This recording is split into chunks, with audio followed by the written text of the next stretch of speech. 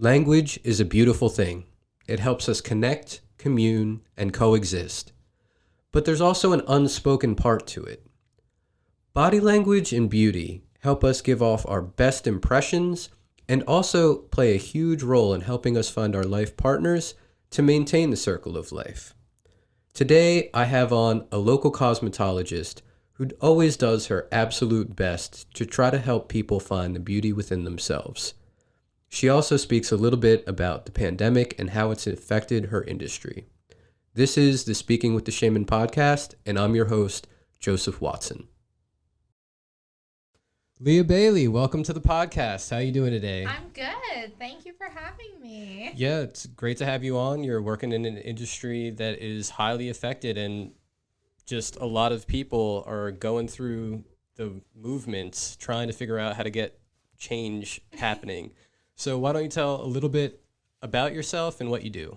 All right. Well, my name is Lea Bailey. I have been a licensed cosmetologist for almost 7 years. I specialize specifically in balayage and fashion colors, meaning like your fun pinks, greens, blues, purples. That is my go-to. I love that. I've been working in salons since I graduated high school in 2014. I also went to vocational school from 2011 to 2014, about whatever those school years So are. you have a nice general basis of education backing you in that sense. Yes, definitely. So again, I started my junior year of high school in vocational school. Yep. Starting to get my cosmetology license, and then before that my mom was a hairdresser, so I grew up pretty much watching her do hair. I grew up in the salon, always watching all the other stylists, and then even at my house. So let's go back, speaking on that, and you're up and coming in this. Was there ever moments that you could first think of where you were like maybe watching your mom doing something where you were like, wow, she's making that person like beautiful? Yeah, definitely. As early as probably 5 years old, not even just being in the salon on the low-key side hustle of my mom doing hair at home. I remember sitting there for hours and just watching my mom like color people's hair, highlight them, and I just wanted to be a part of the process. That's really all it was. You have always been a bit of a fashionista, let's say. Well, thank you. Why don't you show everyone your hair, because it does look great today. I just wanted to Can I take say. off the headset? Yeah, just real quick, just so you could show your work. I actually just got it done today. Little cute blonde pieces over. Looks wonderful. Thank you. So yeah, you guys know she's real. Thank you. But why don't you tell everyone where you work at and a little bit about your salon? Yeah, definitely. So right now I'm working at Salon Dolcetto. It's located in Lawrenceville, New Jersey. I've been working there for the last 3-4 years about. Pretty much we're there to make everybody feel as beautiful as you possibly can be. And that's my favorite part about the job. How many people do you work alongside? Is it... Oh, geez. Yeah, I'm just curious. I have no idea. There's at least 10 other stylists that I work alongside. Okay, so Yes. also, just to note, this is my first podcast where I have the least amount of information, but I'm still open to talk about the subject. So yeah, I don't know how many people usually are employed at a salon at a time or anything like that. Maybe we could talk a little about our entrepreneurs about how that system works. We're definitely a larger salon. Having 10 plus stylists is a lot. Not even just dealing with 10 different personalities. You're just having to deal with an influx of clients. When you deal with 10 stylists, there's so many people coming in and out the door. Could I ask real quick, how many clients do different artists and stylists usually have? Because that's obvious. Honestly, pre-COVID or well, let's say we'll save the COVID conversation for later. Pre-COVID, at least in my salon, we see 500 clients a month collectively, but does it an average per stylist? That's what I'm asking. Do some stylists take on more clients than others, or how does that? It depends on the experience. So newer stylists generally don't have to have as many. They don't have as a book necessarily Okay, to talk. I get what you're saying. Yeah. So like more experienced And stylists it's that have been in the game for many years, they have building the resumes. exactly. They've already done that. They have clients that want to come in every 4 weeks, so they don't have an issue. It's more so with new stylists.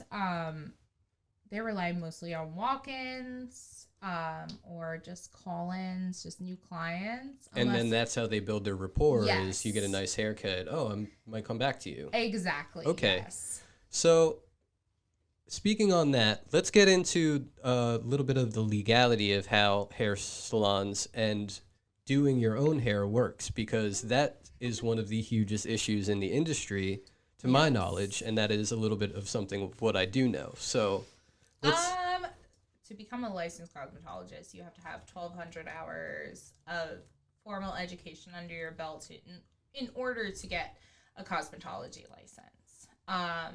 Anything without that, you're working illegally, and it is definitely frowned upon. And for people that don't know, you are not allowed to work with hair outside of a salon setting without those requirements. It actually is illegal. Yes, and even so, if within your own home that you're working, and if you are a licensed cosmetologist working in your own home doing hair, it is still illegal. There are a lot of parameters that you need to be fit right within, like a separate entrance to get into that part of your house that you're using as a salon or anything like that. Like it's so much more legality to work inside of your own home than it is to work in a salon. Wow.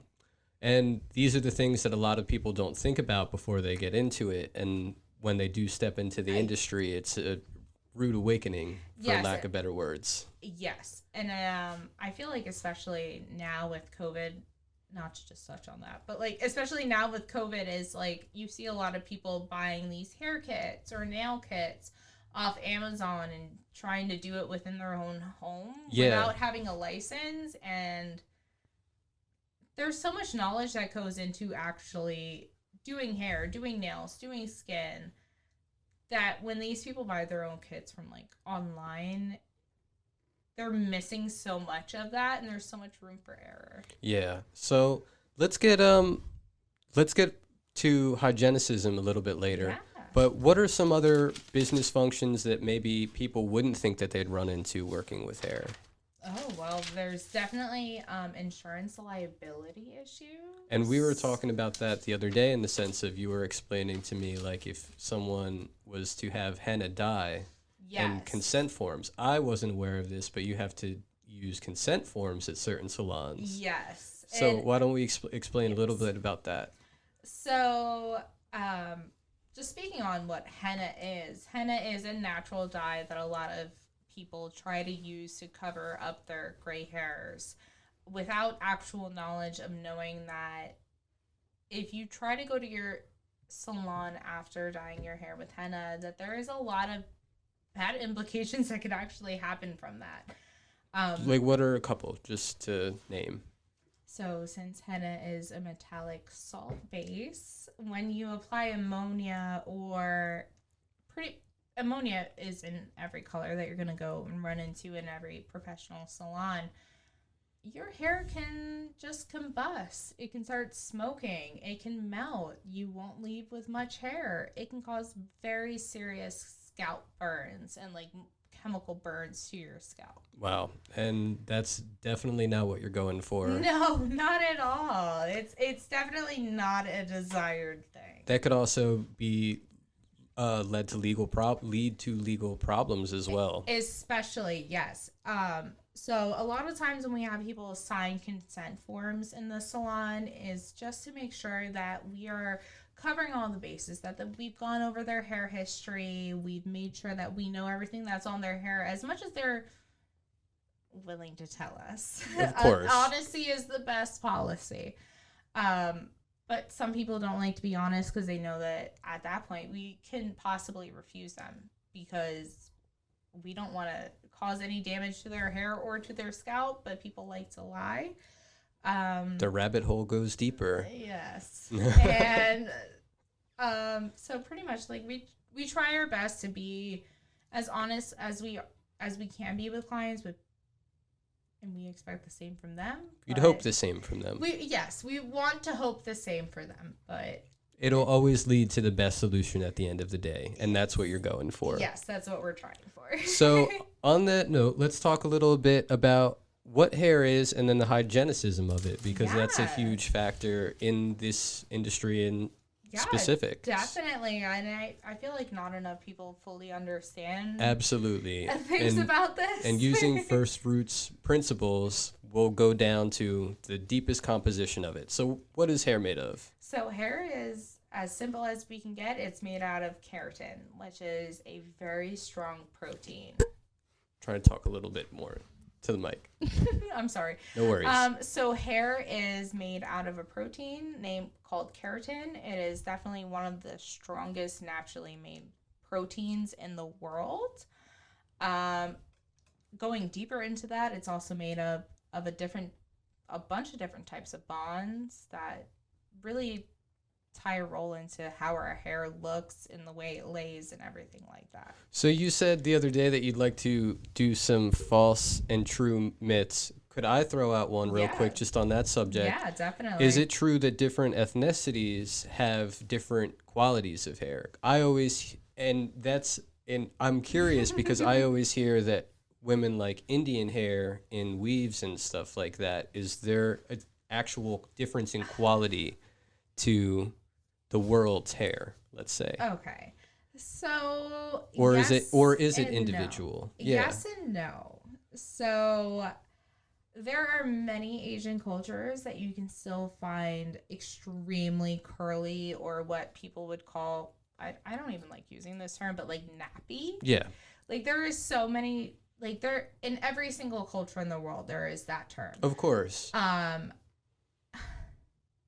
So maybe it comes back down to genetics. It really does. It comes back down to genetics. I don't really think that saying Indian hair is the best or Malaysian hair or anything is like that's the best. It's pure ignorance of me even asking that, because I don't know about the subject. But these are things that people tell me, and kind of group speech as well. Yes, it's a very common, I want to say, ignorance to it. Yeah, absolutely. Like there, especially when you talk about hair extensions, there's the Indian hair, there's Brazilian hair, there's Malaysian, there's so many different types of hair. So all hair is beautiful. All hair is beautiful. Oh, most definitely. I completely agree. Yeah, I completely agree.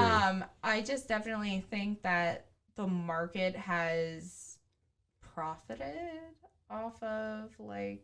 I get what you're saying. You know, I'm not great at explaining that. And it's something we'll talk a little bit about later, trends of things. Yes, exactly. Trends of things. Absolutely. All right, so to get back on point, we know the composition of hair. So what are some hygienic things that we can do to continue to keep things going up there? Well, definitely a big myth is that you need to wash your hair every day. You definitely don't need to wash your hair every day. And we're talking about just with water or shampoo? Shampoo, not just water. All right. Most people find that they feel like they need to wash their hair every single day with shampoo. They need to have that sudsiness to it. But it's actually so much more detrimental to your hair and scalp health if you're washing it every day. It's so much better for your scalp to produce those natural oils and for your hair to be nourished. Your microbiome as well, I'm sure. Yes. So it's so much more beneficial for your hair and scalp to be able to have those natural oils. And regenerate itself. Exactly. Yes. My thing for people that feel like I need to wash my hair every day, I can't not. I always recommend to my clients, go in, just condition your ends, solely your ends. Do not put any conditioner on your scalp.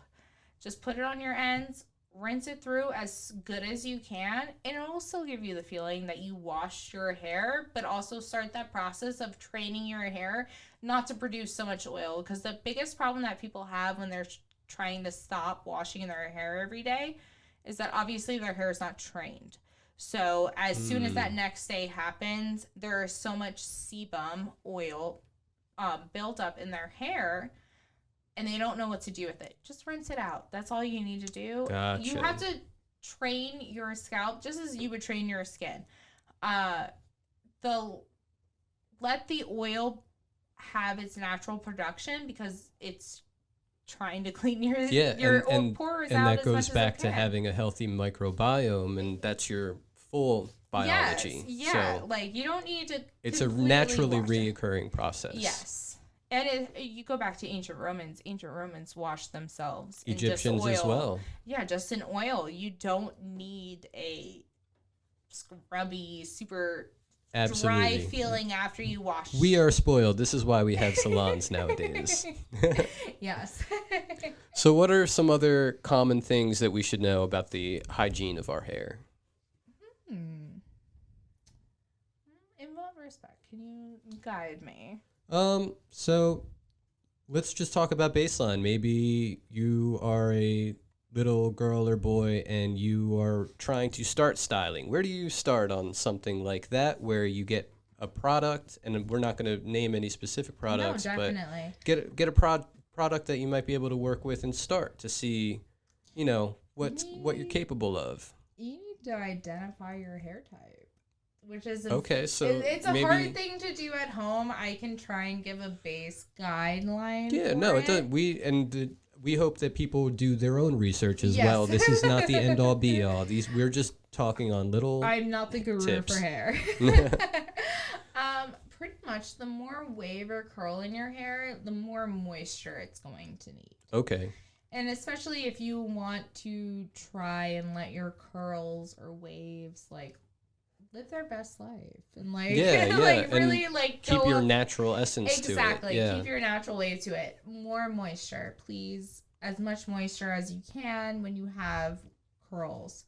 Straight hair, try to not add too much product. You don't want to add too much heat. I'm curious about how much curling irons and all of that, how much does that detriment the hair? That's okay. If seems like you guys always have tools that work around it. Yes. Okay. Here's the other. Okay. As I say, okay for the $15. Don't worry about it. We're having fun. So heat isn't necessarily a bad thing for your hair. Okay. It's when you start putting it up way too hot in temperature. Would you stick your head in a 450 degree oven? No. No, right? Not at all. So why would you put your hair through 450 degrees? Makes sense to me. You shouldn't. A lot of the times, especially people with finer hair, very thin hair, they think that they need to put their straightener on to as high as it can go, 450 degrees. You don't need to do that, especially when you have finer hair. Really finer? I would think that people that have thicker hair would do that. No. That's very strange. I wish as many people had as great of knowledge about hair, but they don't. No. Well, that's what we're here for. Exactly. Truthfully, the only reason why you should have your hair at 450 degrees on your flat iron is if you have the coarsest, the curliest hair in the world. And that I guess I'm going back to I'm thinking of it the genetics can be whatever that hair is, rather definitely. than Genetics play a huge part, but I like to say I do try to be able to focus on all ethnicities, all different hair types. Okay. That's something that I have definitely made sure I'm able to do within my license. Because maybe that's a good thing to talk about. Yes, I think that we could definitely touch up on the maybe racism, or not racism exactly, but the racism. What do you mean? Racism. No, what do you mean by that then? I'm curious. Right. And it's something that should be talked about if it's that much of a... No, there really should be. There is definitely a slight type of animosity in the hair career. So a lot of the time when you find stylists that say that they are specifically blonding specialists, when you look at their demographic, they are dealing with solely a white demographic. So it's extremely easy to make somebody who already has easy hair to be a level, like to be a blonde. Versus when you deal with a more ethnic background and you're dealing with people that have so much of a darker hair to make them to be. I get that, but doesn't the industry then just business wise maybe a lot of, all right, I get where this is a touchy subject. It's a weird situation. Yeah. Yes. I mean, business wise, I'm thinking business ethics wise, maybe more ethnic people wouldn't want to go blonde, and maybe that's where the ratio plays into a factor. Just talking, and I don't know the statistics. I feel like that is definitely something we can touch on social media influence. Yeah, why don't we make that a question? Yes, but there are, just a touch back on this, there's a lot of salons that specifically will not deal with a person who has a certain hair type. Okay, so I never thought of it. I guess what we're going into more so is that there are certain stylists and artists that only have certain views for portfolios, and that's okay to have, for sure. Yes. But when it gets into that group thought room, it can look a certain way. Yes. So, which I guess we can talk about more when I talk about the science of hair, is how the level system works. But you cannot bring somebody who is... So let's segue that into that then. Yeah, no, definitely. So you can't take somebody who's naturally a level 2 or 3 to a level 10. Speak a little bit about what you mean by these levels then. All right. So within the level system, that speaks with hair color. Level 1 being as black as you can get. Level 10. So this is a color specifically. Color of hair. Not the dyes or anything. No, like your this actual is your color. natural levels. Okay, got it. Okay. I mean, it does translate slightly into hair color, but natural level speaking, we started at level 1. That is black hair. As black as you can imagine. Yeah. And the highest we go on the natural scale is a level 10. That is your pale yellow blonde. Yeah. And so pretty much when you are taking hair and you're lightening it, you're bleaching it. I don't like to say bleaching. I prefer lightening, but most people say bleaching. When you're bleaching it and you're going from a level 1, your hair is going to go through stages before it gets to that pale blonde. It's going to go from even gray. Don't get me started. So that black hair will go from black to brown to a red to an orange yellow. Well, black to red to a red orange to orange yellow, and then a pale yellow. I never thought of looking at it like a spectrum like that, but it makes so much sense. It is completely a spectrum. I learned something new today. Yes. Thank you, Lea Bailey. Thank you. No, but to continue, so there's that really time process that you have to look at when dealing with trying to change your hair as well. Yes.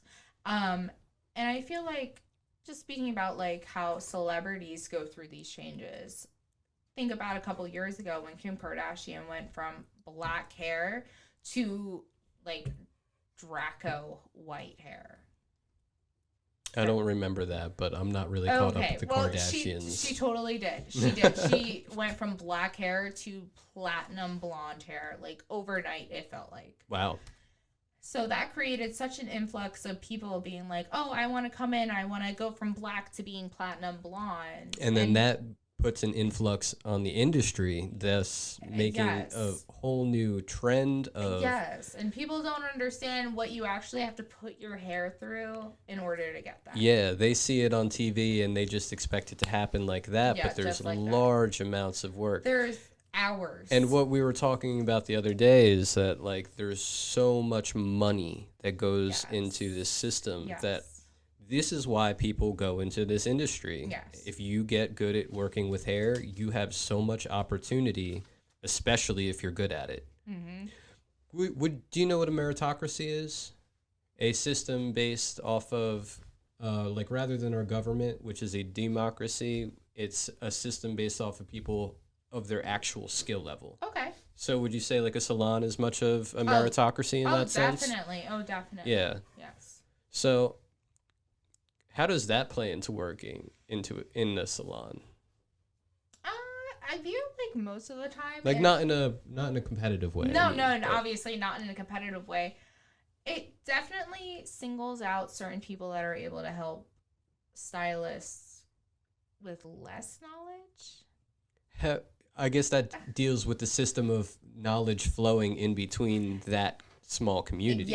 Yes. So the more willing people are open up and willing to pass down those torches is... That is the best way to describe it, because I know I have worked with multiple people that are older than me that don't want to necessarily learn more. Oh, well, I'm thinking the opposite way in the sense are there also people that are in the... I guess I can say that there are definitely young people in the industry that think that they are perfect, that they don't need to like learn anything else. Not even that. I'm thinking more so the elders not passing down their knowledge to the younger generation type people. Or is that playing out less because of the... I could see in the sense of... I could definitely see it. I think I have definitely been blessed at the salon that I work at that people have been... They're not gatekeeping their knowledge. They want me to know. I feel like in this industry, as much as we want to stop learning at a certain point... Yeah. There's never that actual, you're never actually to not. You want to know how somebody else is doing it. There's going to be detriment when you become stagnant. Yeah, exactly. Or stagnant. Well, especially in this industry, there is no room to be a stagnant. So let's talk about trends. That's the perfect segue to go into trends. Like, I feel like it's something whenever at this point, there's always something new coming out. I mentioned seeing gray hair on all the girls. Yes, that was quite a trend. And now looking at that process that you were telling me about before, that must have taken an unimaginable amount of time for and money probably to do that. And that's why I try to bring in like Kim Kardashian for that. Is the people, like real people, don't realize what you actually have to try and do to make your hair look like that. How much time it actually takes. It's not just an hour in, an hour in and you're done. It's going to take probably up to 5 hours, especially if you want to go you want it that day. I figured it. I'm completely ignorant to this, but I figured it would take multiple days if you really wanted to do. I was about. So in a safer perspective, shouldn't you do it? Yes, so that your hair can heal and. Yes, but we're in that type of life where people want things now. Yeah, as much as I.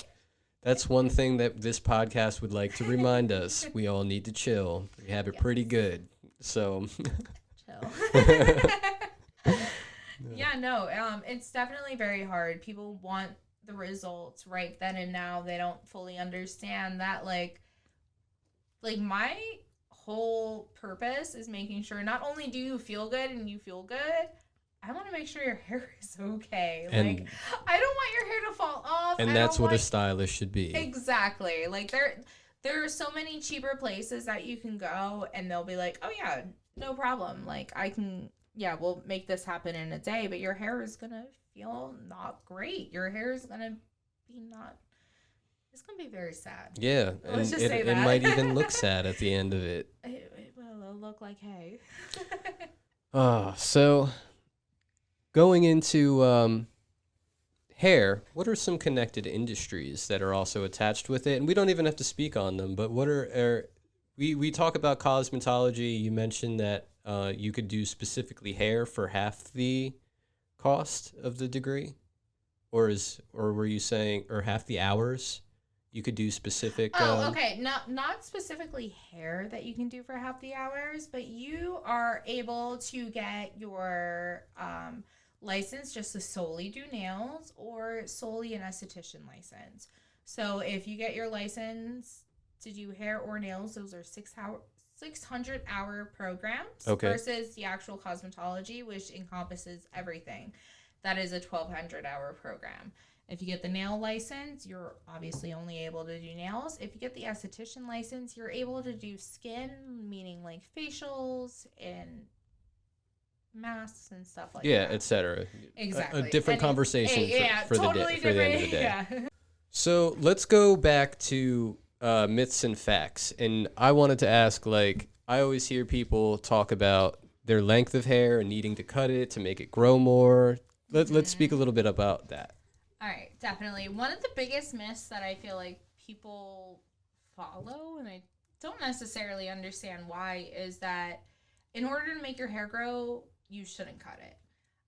And that is more detrimental than it is good. At least I feel, and at least most of the stylists and hairdressers that I've talked to, is that it's actually better to cut your hair when you're trying to grow it. At a certain point, when your hair starts growing and then it just stops breaking, when your hair is damaged, it just starts breaking at a certain point. And you especially can see this when you're looking at your hair and you can start seeing through your ends. And you can definitely see a density line.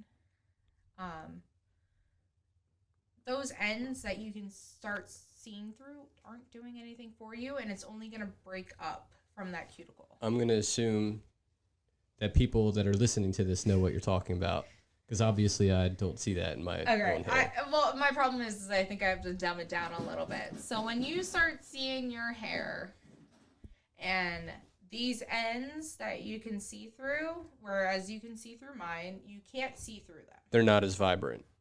No. All right. So they're thick. You see how thick that is? Okay. You can see the density line, and it ends right here.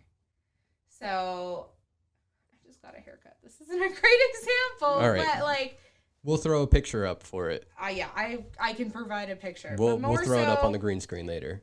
Here. But it'll be more so where you can start seeing from like here down. You can start seeing through that. You can see that person's shirt or whatever the background is. And it's so much thinner. Okay, I'm thinking color rather than no. I get what you're saying. Yeah, I'm talking about the actual person's hair and their density of their hair. Again, guys, this is my first time going over this, so sorry. Couldn't read the whole book last night. You didn't read the whole Milady textbook? No.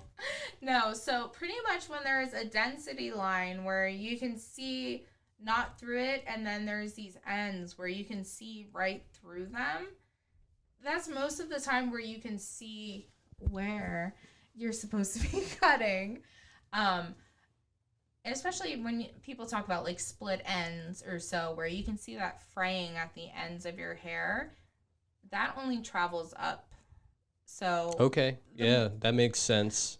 That damage travels up. So when you're not cutting those damaged ends off of the hair and just getting rid of it, it's only going to travel up, and your hair is just going to keep breaking at that certain point. Gotcha. And maybe that's a good thing to speak on or go into. What do you actually do when you're working with hair? What are these processes within the hair? So definitely I sit down, I have a in-depth conversation with the person I'm doing, and I talk about what we're looking for out of their hair. Because my biggest thing when I'm doing somebody's hair isn't necessarily just completing what they want me to do. It's I want that person to feel good with what I'm done with. My whole job isn't necessarily just doing hair. I want to make somebody feel good based off of how they look. And that's just good customer service at the end of the day. Thank you. I wish everybody thought that way, but I really want to make that person feel good. And I want to be honest with them and be realistic with what their options are. If I'm not able to give them exactly what they want, I'd rather be honest and give them a more real expectation than being like, yes, we can be platinum blonde today, and your hair is going to be so healthy. when in actuality, they can be platinum blonde today, but their hair isn't going to be nice. But that's how you make the lifelong customers. Yes. No, definitely. And I have learned that in my 7 years, is that more so being honest with your clients rather than over promising is so much better in keeping your clients. And that goes in every business that there is. No, seriously, honesty That's is the best policy. Like, I really cannot say anything else. Honesty is the best policy. And also, under-promising and overachieving is always a good thing. Does that make sense? So let's talk about overachieving a lot. A lot of these social media trends lead people into trying to do too much and then end up hurting the essence. It creates a very unrealistic expectation. Yeah. That is definitely something I have notes on.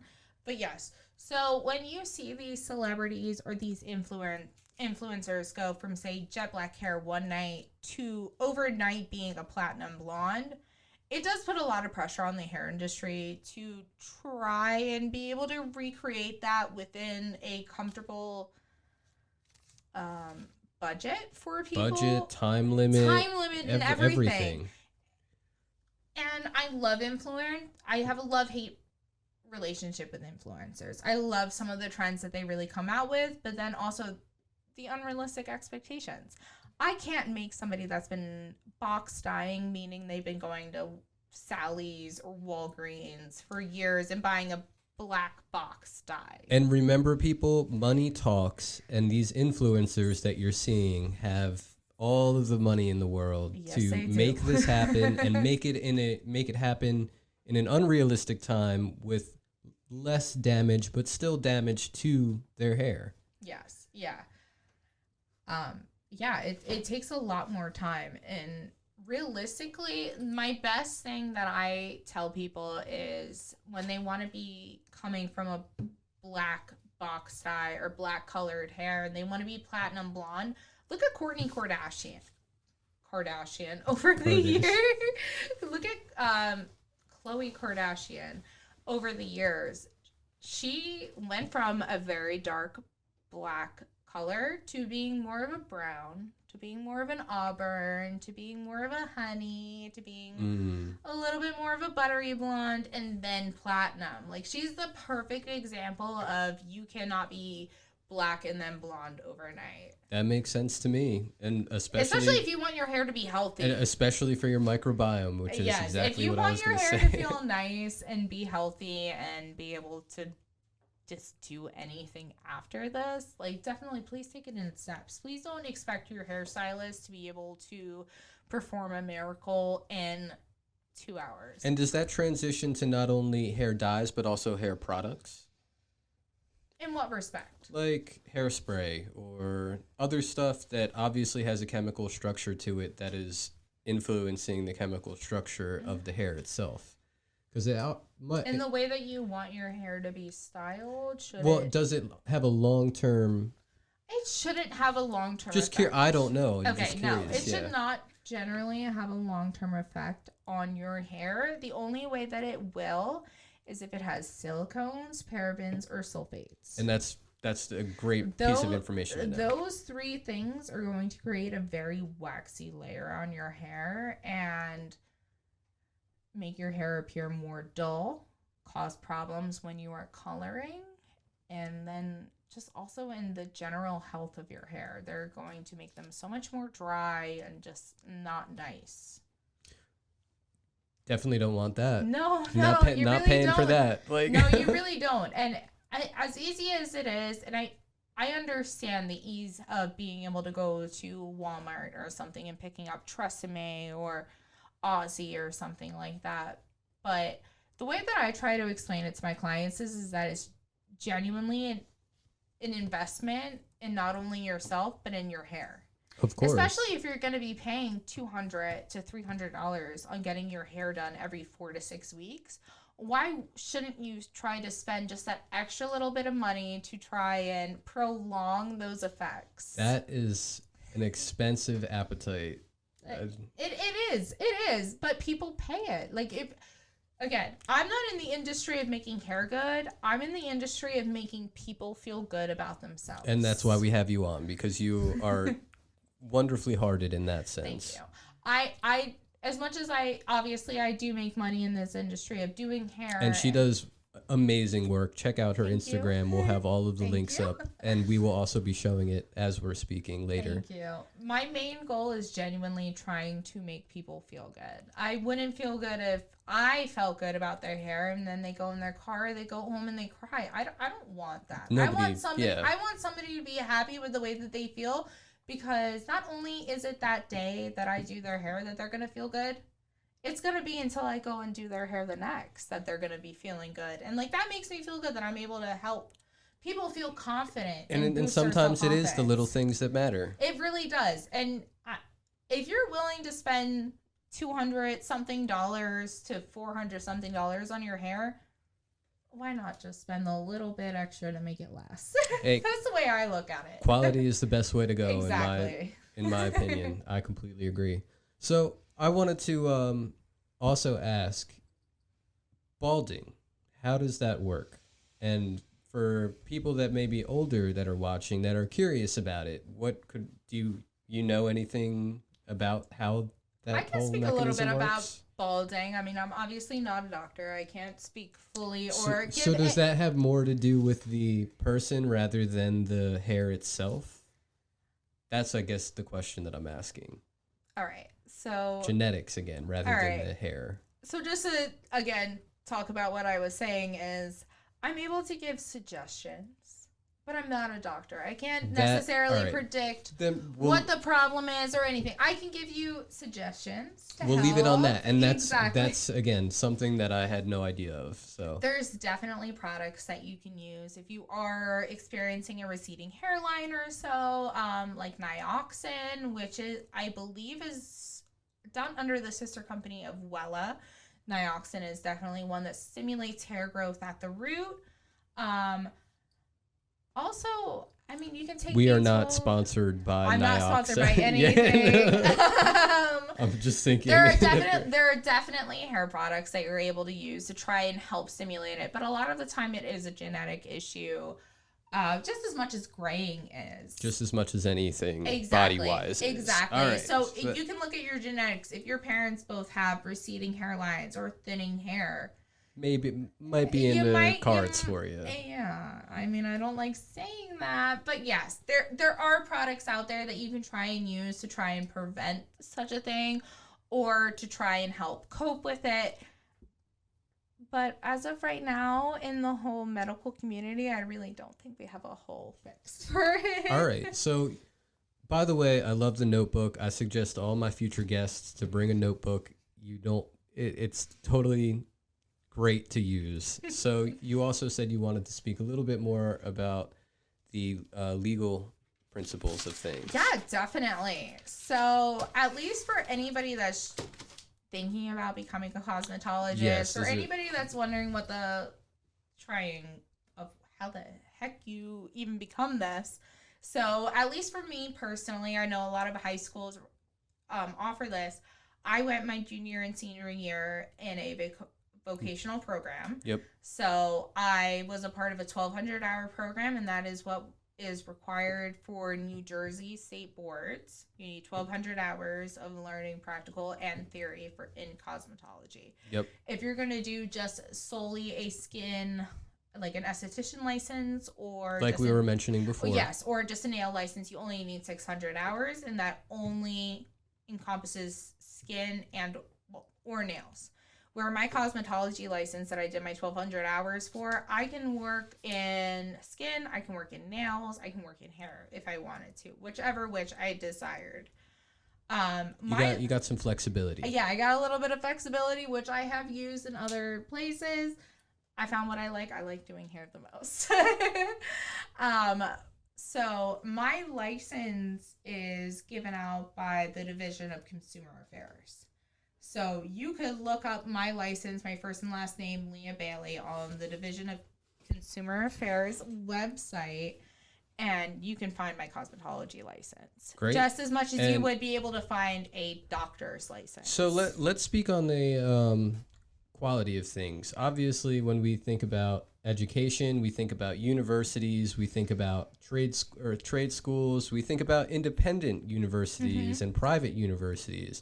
You were mentioning to me the other day that while it may be extremely beneficial resume-wise to have a school like Paul Mitchell or a brand name school on your resume, that depending on the school, and this may or may not be true, you get more information when working with a trade school. Yeah, so definitely. So from my experience with what I've dealt with working with people that have come from trade schools like myself, or people that have come from a Paul Mitchell, a Beta, or a Vidal Sassoon, one of those types of schools, is that the people that came from a vocational school were more so ready to pass the state board exams than a Paul Mitchell, a Beta, or a more name-based school was able to. Because, and I don't want to talk and yeah, we're not slurring at all. No, not at all. But maybe we're thinking about the first principles of what gets taught at these schools, Yes. where maybe if you were to go to a brand name school, they would expect you to have some knowledge before going into it. Slightly, and you're also learning styles more than... You're learning more so trends on what is going on in the industry versus what is actually going to help you pass the test. And I'm sure people also go to vocational school and then go to Paul Mitchell sometimes. Paul Mitchell's, Vidal Sassoon, Aveda, all these other schools. Yes, there is so much opportunity, and within the beauty industry, there is never going to stop education. Beauty makes the world go around. Yes, it really does. It's that body language. And there is so many different classes, so many different schools that you can get, and so many different companies that you can get education from. Yeah, of course. Like, and the ones that we mentioned are a short list. They're wonderful. There are so many different brands out there. Yeah. The schools are wonderful. I'm just speaking from personal experience. Yes. Truthfully, most of the time, from the people I've spoken to, the people that are able to pass the State Board Cosmetology of New Jersey's test are more so the people that go to vocational school. Because a lot of the time, once you're done with beauty school, you spend at least a year unlearning everything you learned in beauty school. Sounds like college. Yeah, exactly. It's almost like any other industry that you go in. You obviously learn all the proper things. You get first principles teaching, and then you spend that shipped off into the real world. Yeah, you spend that full first year unlearning everything. So, I still recommend those schools if you're able to go to them. Good for you. Any of them, yeah, and the ones that we didn't mention. Please go into hair. Like it's awesome. Yeah, again, it's a fun career. Body language is half of our communication, and yes. It's something that we'll always need, especially if we want to keep making progress and having better interactions with each other. Well, and hair is one of those industries that it's never going to go away. That's another thing that is always great. Even hair cutting, that is the bread and butter for my career, and I think society. People care about how they look. And that's why we had to have you on, because it's never going to go away. There's so many people that go into it off the rip of their coming out of high school or doing an alternate high school. Well, no, and even so, like, just a touch on education, like, I remember my guidance counselors trying to talk me out of going to vocational school. Yeah, so talk a little bit, that was a strange thing. Yeah, so I had my guidance counselor tell me I was never going to be able to go to college or anything like that. I wasn't ever going to really be able to do that much in life if I went to vocational school. Well, Here I am. I'm doing pretty fine. It sounds more like a quality of human problem than... Yes. All right. Yeah, so I've been doing pretty fine without... I can still go back to college, obviously, if I want to. Of course. Right now, it's not in my thing. I'm perfectly happy with what I'm trying to do. The thing is, don't let people tell you what to do. Yes. For sure. So, of course, we have you on to get people more aware of you and your salon, but what we're really coming on about is to figure out ways to get through COVID in this. And your industry, obviously being such a prominent one in everyday society, has been hit the most. Yes. So, or one of the higher end spectrums of normal businesses has been hit the most. Yeah. So let's talk about restrictions. Like, what are you guys going through? What has changed for salons, for hair cutteries, for Everywhere. everywhere? So definitely we have a pretty big restriction on our capacity. I don't know exactly what we are at today as we speak on the interview as to what our exact restriction And is. the other thing is that it changes so often. It changes with the wind. Yes. Yes. So our regulations are constantly changing weekly of what we are allowed to do and what we aren't to do. One of the biggest problems is definitely one of the capacity restrictions that we have. We're not able to have nearly as many people as we're used to having in the salon. At least at the salon that I work at, we have stylists that do at least 2 people at the same time. While one color is processing, I didn't even know it was like that. I still kind of assume it was a 6-foot spectrum. No. So speak a little bit about how that you can only have one person in the salon at a time. Wow. One person per stylist at the time. Oh, okay. At the time, yeah. So no waiting. Yeah. No, there's no. Okay, I know there's no waiting lines. Area. Yeah. So definitely one of the things that have been eliminated through COVID is there's no waiting area. If you're waiting for we don't have to wait anymore. I mean, you have to wait in your car. No. You have to wait outside. While you're waiting for your appointment, you can't come in the salon at all. You have to wait outside, or you have to wait in your car. Yeah. It is hard, and it does take a toll on a lot of stylists' money, especially the people that are used to being able to... all industries have exactly. been affected. The people that are able to double book, where they apply the one color, and then while that other color is processing, they're applying the color to the other. Yep, 2 chairs client. at a time. Yep. We're not able to do that now. So people's income is, I don't want to say by half, but has drastically changed. Yeah, a large chunk of their income has gotten out, and especially in a industry that is so different in price fluctuations. No, seriously, yeah. There are people that make a ton of money doing this. There are also people that make a general baseline doing this, and that's more of the people that are obviously getting affected. Yeah, no, and even like I know, just coming from my boss's standpoint of where I work, it's obviously the capacity restrictions play a big part on what our net profit is actually going to be, but also you have to take into consideration my boss still has to pay rent.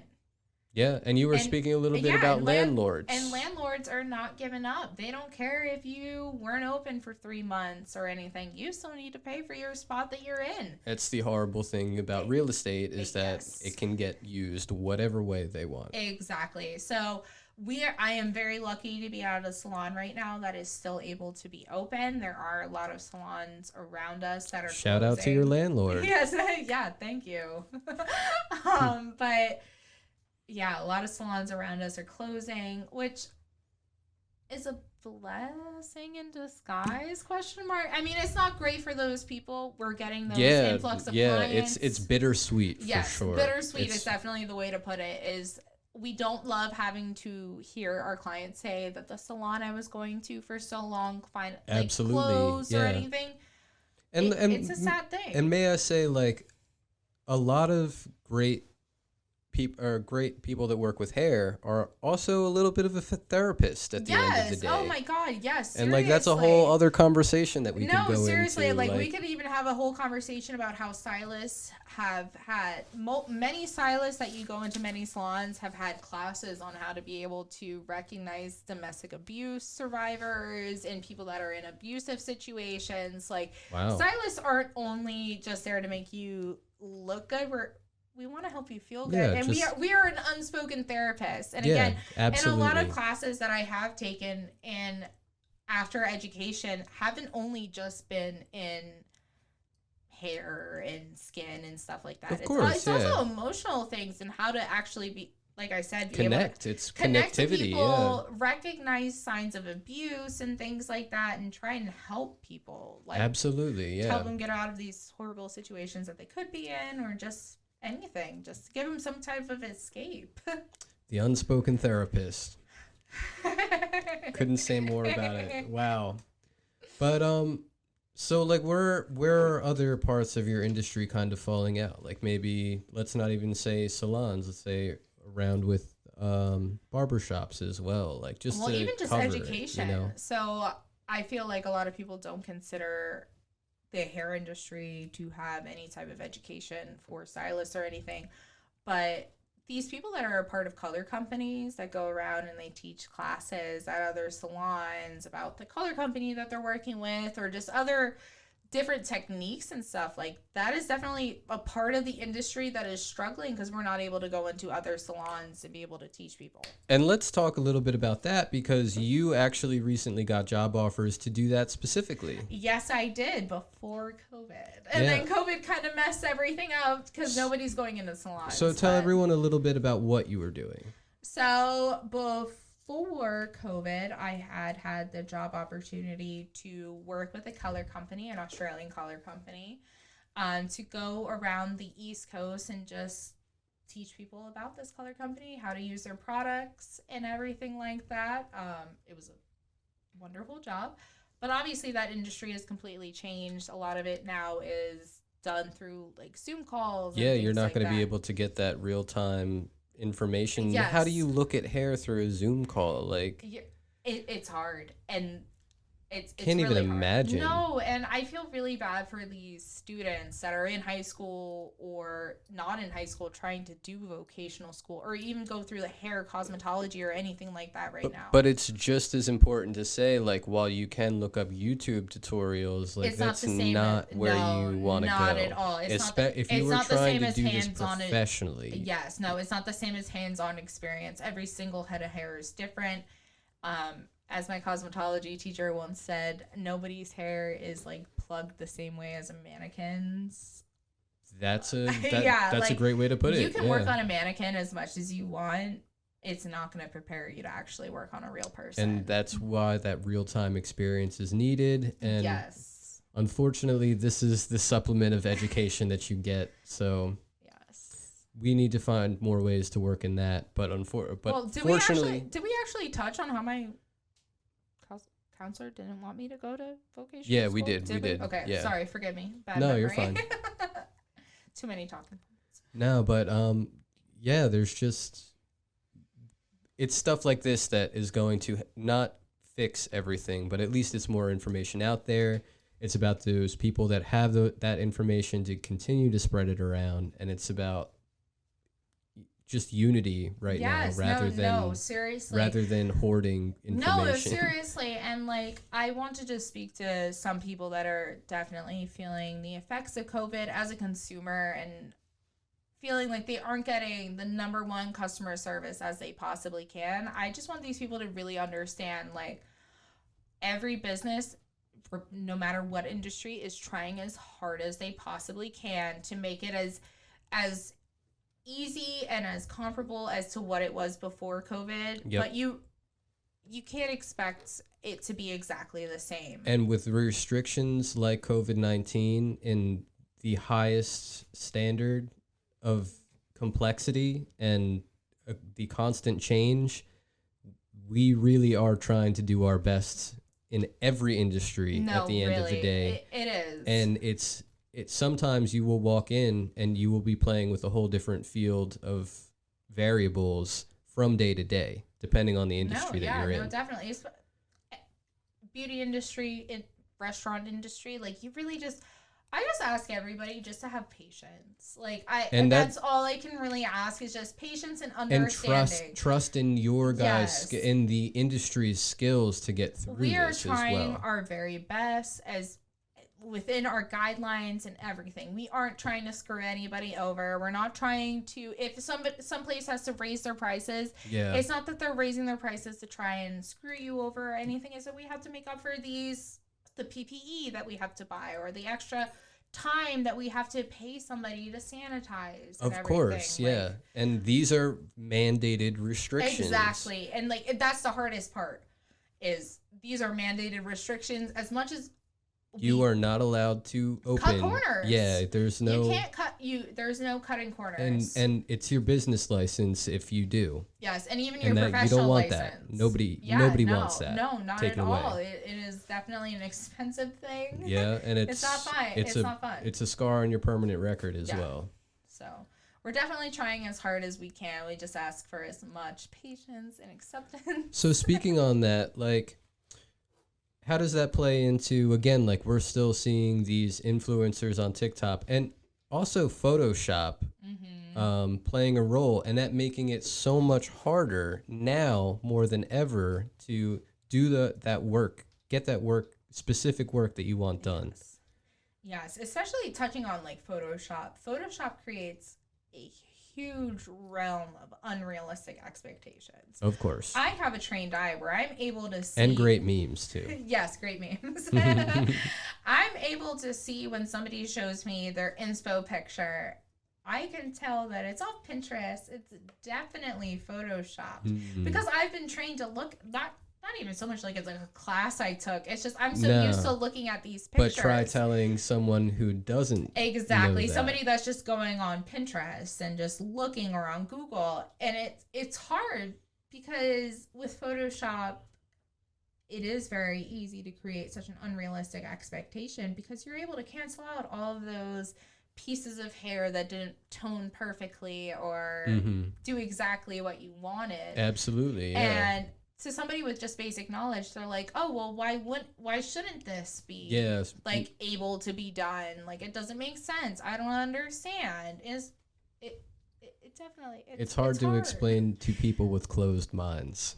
Yes, without trying to seem condescending. And that's the it's hardest not about part. condescension. It's that's the hardest part about my job. True misunderstandings. Yes, because it seems like common knowledge to me to be like, well, you can't do that. But you work in the industry, yeah. Exactly. So like, and I even just like trying to figure out like the basic like lamest terms for people to like be able to understand what the heck I'm trying to say. You know, you can't be Einstein to everyone. No, and it's hard, and definitely with the rise of social media, that has definitely been one of the hardest things is the unrealistic expectations in the photo editing. Like even when you look at not to call out any specific influencer or anything, I'm not even going to.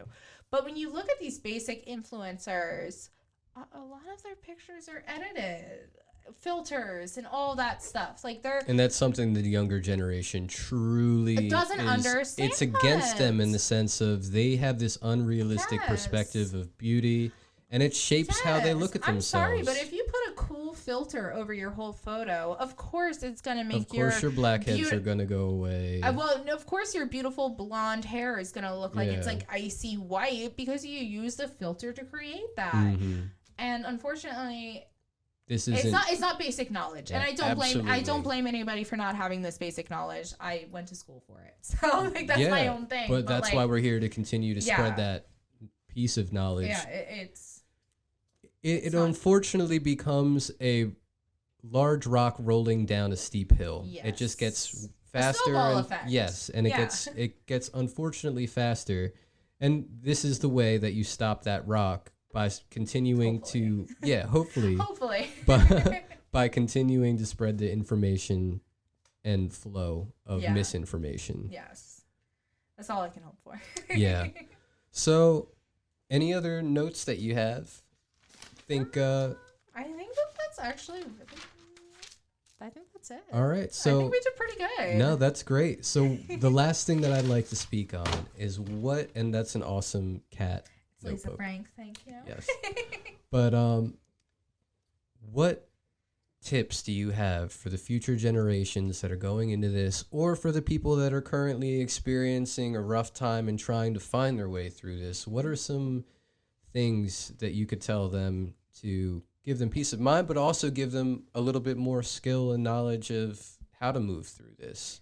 So definitely to people that aren't in the industry yet but are thinking about it and are still in high school, please, please, please explore your vocational options. It is the cheapest way. It is the easiest way. They're going to teach you how to be able to pass that test, have all the knowledge you need to. Please do it. It is the easiest way versus going to a Paul Mitchell, Aveda, Sedell, Sassoon, all those. Not that any of those are bad, but if you're able to in high school, please go through vocational school. And if you don't do that, good for you. That's awesome. Please keep going through your schooling through any of those schools. To each their own. Exactly. To each their own. If you didn't figure it out in high school that you wanted to do this, no biggie. Like, do you. Take some of us our whole lives. Don't worry. Yes. Continual education is the most important thing in the beauty industry. Don't ever reject a class that you are able to go to for free or for a low price. Go to it. An even flow of information. Exactly. Because the beauty industry is ever changing. There are so many new trends. There are so many new techniques, so many different color lines, so many different products that are going to be coming out. Don't ever limit yourself to thinking that you know every single thing in the world, because you don't. And that's how you become stagnant, and that's how you fail. No, seriously. And as much as I hate to say this, I have worked with people that have just become stagnant. They have no desire to learn how to do anything else, or they only want to halfway learn how to do a new technique, and it truthfully dive right into it. It puts you back. It detriments you to a certain point. It really does. Like, I love everyone that I work with. I'm not talking illy, but like anyone that I work with right now, I am one of the youngest stylists at my salon. Anyone that you talk to from my salon, I am always one of the go-to people that people come to for color formulating or techniques or something like that, because I'm not stopping myself at this point with education. I want to continually push myself to be able to understand hair, be able to understand the color wheel, and be able to do all of these things. And that is something that'll get you the farthest in this industry. And that's what skill and ardor you need to become an entrepreneur in this day and age. And that's why we have you on. Thank you. For sure. So any other last tips or... No, I just hope everybody lives their best life. Well, we love to have you on, and thank you so much. Feel free to come back on again when some new trends come out that we could speak on. Lea Bailey, we appreciate you. And we'll have all of the links up for her in her description. Yes, definitely. We hope you guys have a wonderful day. Thank you. Thank you.